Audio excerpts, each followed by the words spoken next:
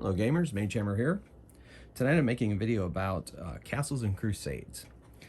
And specifically, I'm making a video about the game mechanic in here, in this system, known as the Siege Engine. It's what gives Castles and Crusades its genius, really, and what makes it my go-to game at this point. Because I feel that the system flows very smoothly at the table. It's easy for a game master or castle keeper in Castle Crusades to adjudicate things. Gives them a lot of leeway, gives the players a lot of options, and basically their imaginations end up being the limit to what they can do with their characters. And that internal system that basically is the core and heart of this Castle Crusades role-playing game is the Siege Engine. Okay, Castles and Crusades, Siege Engine. And I'm going to hopefully explain to you how that system works within the construct of this game in this video. So if you have any questions or if something is unclear that I'm explaining to you, please let's have a conversation in the comments below, and I'll try to clarify anything that I don't successfully explain to you in the video. So moving on, when you make a character in Castles of Crusades, the part of the character creation that most affects the Siege Engine are the attributes. Now, of course, this game being a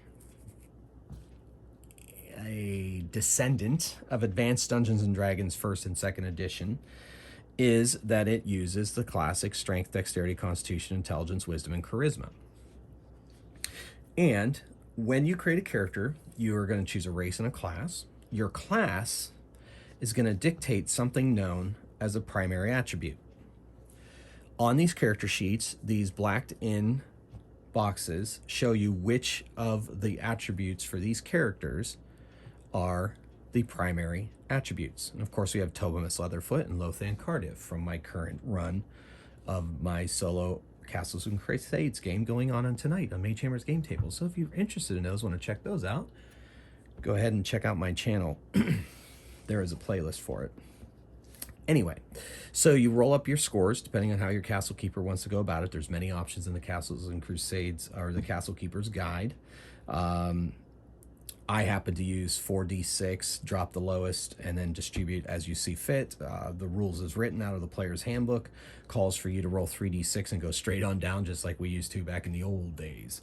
But the Castle Keeper's Guide gives you options if that's not how you want to do it. And of course, I've chosen the option that I am most comfortable with, which I just explained. So once that they've rolled their attribute scores, once they've chosen their race, they choose their class. Now, their class dictates that one of these attributes is known as a primary attribute. And I'll be explaining what that all means here in a few moments. And you would mark that there. Humans don't have a lot of cool abilities like a lot of the demi-human races do. Not many abilities really at all, except they get to choose an additional primary attribute. And you'll see why that's important here in a few moments.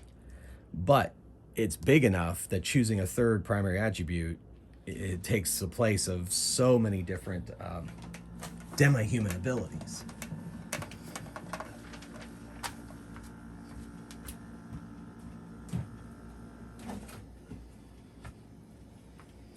Sorry about that. There's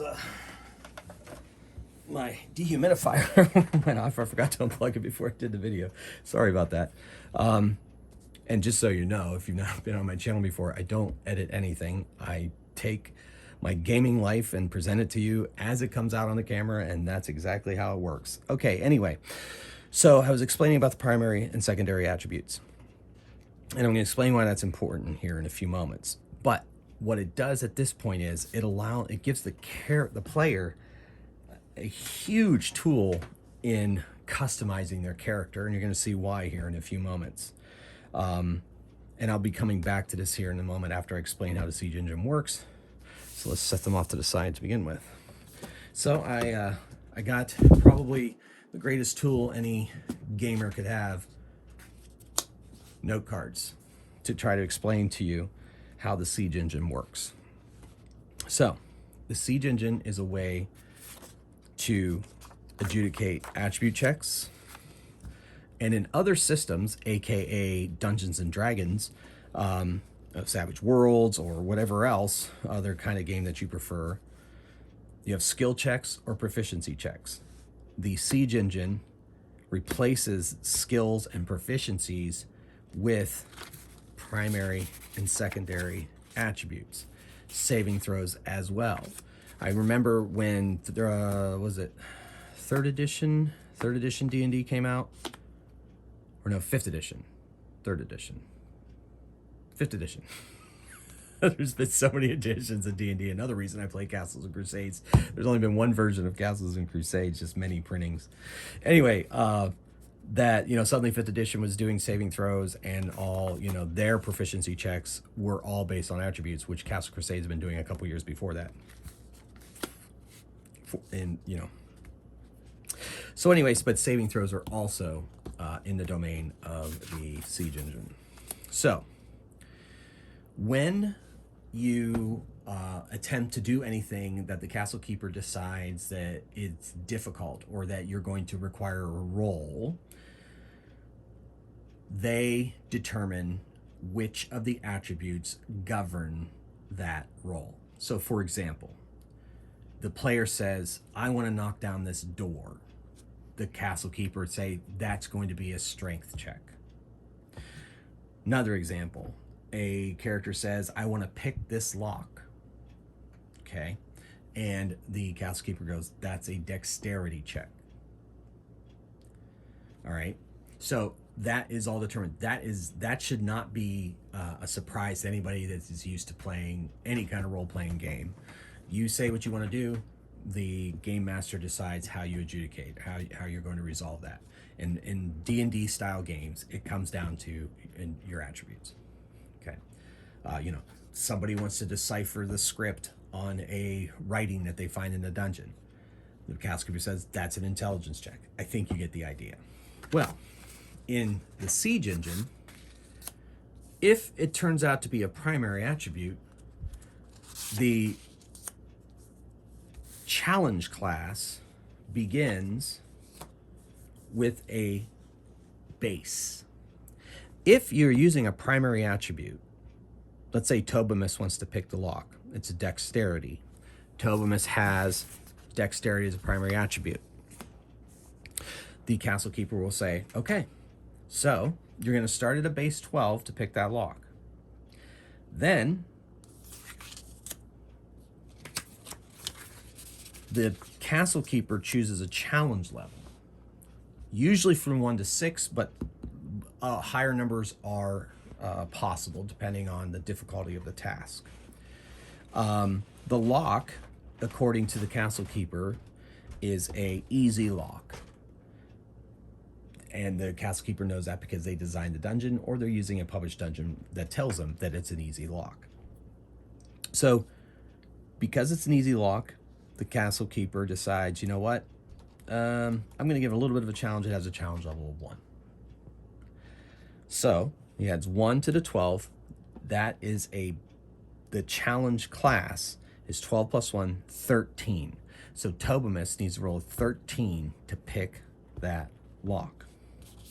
So to do so, he's going to roll a d20, going to add their attribute modifier, and because Tobimus is a rogue, the Castle Keeper also decides that he gets to add his level, because that is something that would fall in the domain of his training. So they roll a d20, looking for a 13, adding in attribute modifier and level. So his attribute modifier, in my game, because I use an alternate set of modifiers from the Castle Keeper's Guide, is +4. So he'd roll a d20. He got an 11. +4 is 15, plus his level. He's 3rd level currently, 18, which is well above the 13 that he would need to pick that lock. And the Castle Keeper would say, you hear a click, the lock is open. So now, they further on down the dungeon, Tobimus decides that he comes upon a lever, but he wants to break the lever off so that it doesn't work for the creatures that are chasing him. So he does not have strength as a primary. It is a secondary attribute. So it starts at a base 18. And since this lever is pretty well stuck in the wall, the Castle Keeper's like, I think I'm gonna make that a challenge level 4. Now, the arbitrariness is really up to the Castle Keeper. You can keep it easy and just say, we can go easy is 1, medium is 3, hard is 5. I mean, you can come up with your own kind of system. The rule book, the Castle Keeper's Guide and the Player's Handbook also give you some guidance on how to set the challenge level. In my games, it comes from years of experience. But ultimately, if you keep it to 1 to 6, 1 being the easiest, 6 being the hardest, and they can even be 0. Technically, the challenge level could be 0. The lock could be so easy that the Castle Keeper doesn't add a challenge level. In fact, he could even give it a negative challenge level if they really wanted to. That'd be super easy to get it done. So keep that in mind. But most of the time, I usually go between 1 and 6. But other could be more, could be less. So Tobimus is trying to break this lever. I've assigned a 4 difficulty class. So that means he needs a 22 to break this lever. So he rolls a d20, adding the attribute modifier. And this lever, I decide that he is used to working with levers and mechanisms because he's a rogue, so I'm going to allow him to add his level to this. So his strength modifier is +1, and his level is 3, so he gets a +4 to this roll, and he's looking for a 22. So he rolls an 18, +4, 22. He is successful. He breaks the lever off. That doesn't always happen for Tobimus. Trust me, if you've been watching my series, you know what I'm talking about. But anyway, so in that case, he breaks that lever. Okay. It's the siege engine is also used for, like, if you're turning undead, you make a wisdom check. If you're a cleric, obviously you're gonna have primary as wisdom, but if you're playing maybe a paladin, maybe your primary isn't wisdom, because the primary for the class is charisma, but you've decided that you want to take primary in strength, then you would make a wisdom check and it would be at base 18. Another way that people approach, and that works for saving throws too, another way that people approach the siege engine is they always set the base at 18, but if a person has it as a primary skill, they just tell them to add +6 to the roll. So what that would look like and how that would work, and this is really up to the Castle Keeper's discretion and how the Castle Keeper wants to run their game or whatever, but this is an alternative method that yields the same result. So let's say Tobimus, he is trying to pick another lock, and the Castle Keeper is like, well, tell you what, I'm gonna set the attribute at 18, the base at 18. It's a medium lock, so it's gonna be 3. You need a 21 to do it. But since dexterity is your primary, you can add +6 to the roll. So in that case, he'd be adding he'd roll a d20, he'd add his attribute modifier of +4 in this case, and he would add his level check would be +3, and then he would add an additional +6 because it's a primary attribute. So that would be a total of 10. That's a lot. It's like 13 to the check, right? So 6 + 4, 10 + 3 for his level 13. He needs to get a 22. Did I say 22? I can never remember numbers. Anyway, say it's 22. Say I set it at 4, so he needs a 22. He rolls. He gets a 2 + 13 is 15. He is unable to do it. If it's a primary attribute, let's say it's a strength check, and he wants to break down a door, the Castle Keeper would say, okay, it's 18. The door is pretty heavy. I'm going to make that 5, so that's 23. You need a 23, and you don't get to add +6. You just get to roll a d20, add your strength modifier of +1, and your level, so +4 to this, and you need a 23. And he rolls a 1, which he completely fails. Now let's say he rolls a 20, he would get 23, 24, and he actually could do it. So, but he wouldn't get the +6. It really comes down to how the castle keeper wants to run things. The books all suggest running the 12-18, but the +6 works because essentially what having a primary attribute boils down to is you get a +6 basically to these rolls. You can play it that way if it makes more sense to your brain, or you can play it the more traditional way. I've played it both ways, and I think the vast majority of cases, I just really like using this base system. However, sometimes for perception rolls, I will tell them, okay, go ahead and make a perception check. If wisdom's a primary, add 6 to the roll, something like that. So that way, it's in that case, I don't really want them to know what exactly, how good of a chance they have. It's, sensing whatever it is that I want them to sense. So I hope in the end that particular approach makes sense to you. Okay, so let's review. So basically the Siege Engine is a way to do skill checks and proficiency checks without having to, at character creation, break down every little skill, have any kind of proficiency score, anything like that. It's just a very simple yet elegant system that truly reflects the use of skills on the parts of the characters in the story that you are creating through your role-playing game sessions. So it takes the place of skill checks and proficiency checks. It's basically made up of primary attribute and secondary attribute. If you have a primary attribute, you're going to be easier at making those checks or saving throws. And if it's a secondary attribute, it's not going to be as easy for you. Basically, roll a d20, add your attribute modifier, and level to the check after your castle keeper has set the appropriate challenge level to your attribute base, depending on what your character looks like. Okay? So when you go to make a character, for example, Tobomus, of course, you get one of the attributes is dictated by your class. So for Tobomus here as a rogue, dexterity, he has no choice. He has to take dexterity as primary because he's making a rogue.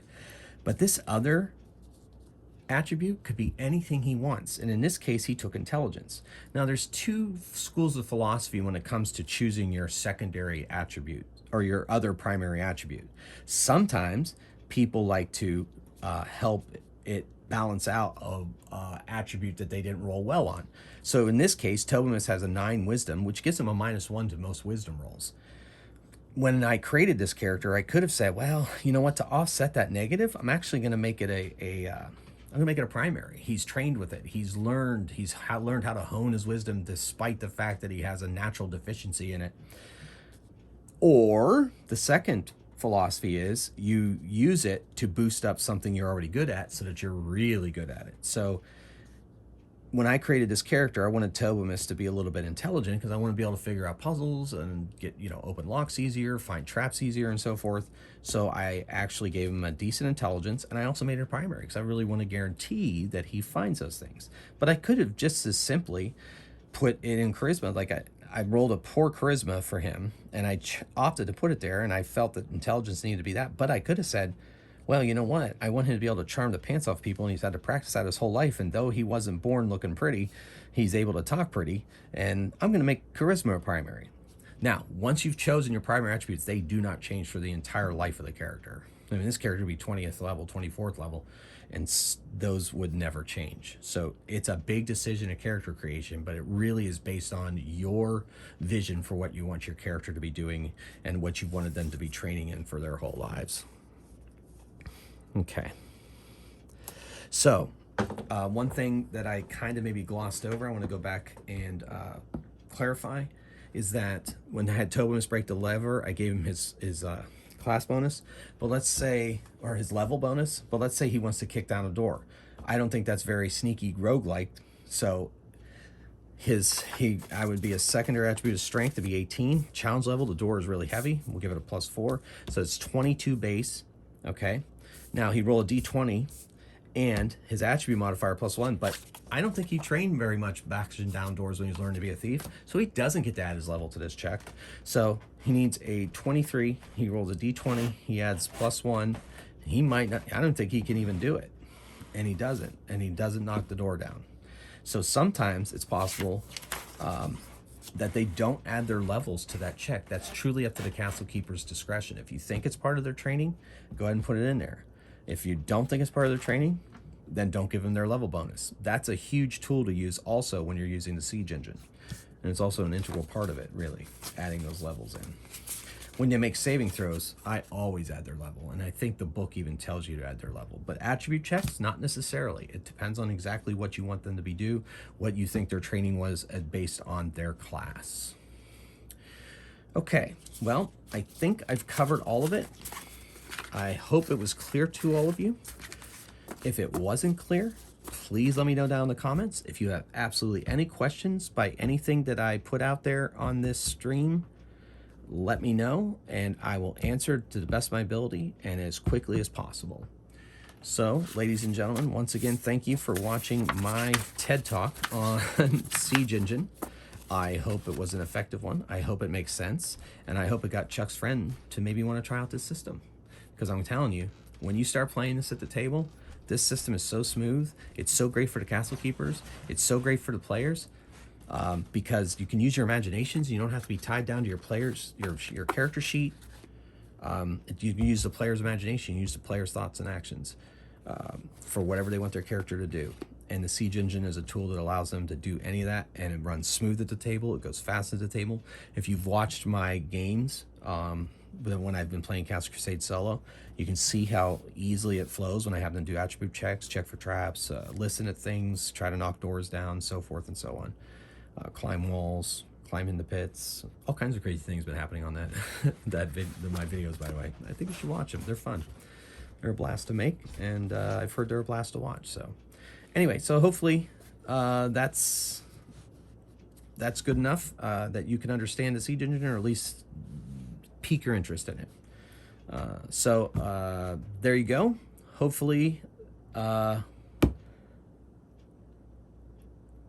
found that valuable. So thank you very much for watching, and I'll see you in the next video. Mage Hammer out.